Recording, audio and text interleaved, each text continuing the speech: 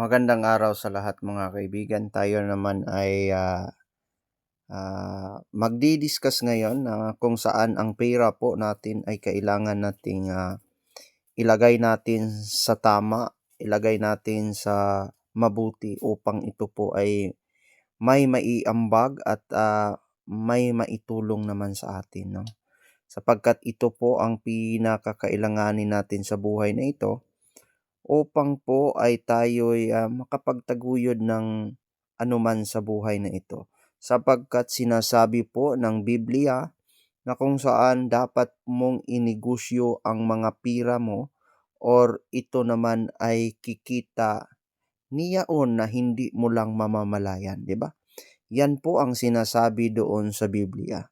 Yan po ang utos ng Panginoong Diyos upang tayo po ay mamumuhay at the same time ay tayo po ay upang matustusan ang pangangailangan sa buhay na ito, upang ang tao po ay magiging masaya. Ang tanong, ay inutos ba ng Diyos na magnegosyo? Nasa Biblia ba? Yes po, nasa Biblia po yun lahat. Ito po mababasa doon sa Pangangaral, no? Mangangaral chapter 11 verse 1 to 2, no?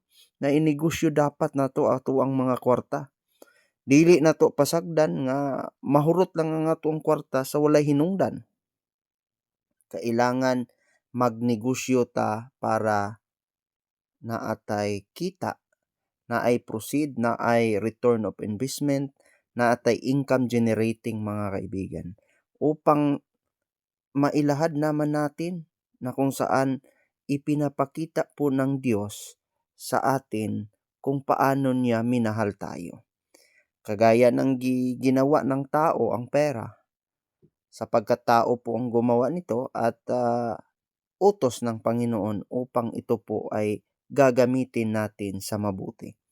Ang pera po ay hindi po nagsasabi na maging masama ang tao, kundi ang isipan lamang ng tao at kagustuhan ng tao ang nagiging masama nito.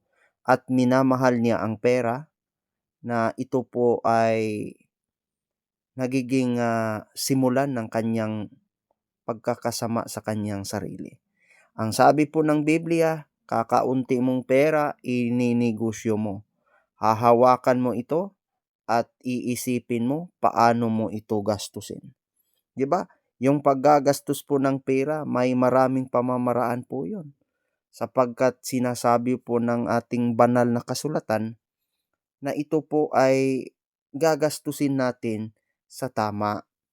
Huwag tayong pagiging lakwatsera or gagamitin natin sa hindi mabuti.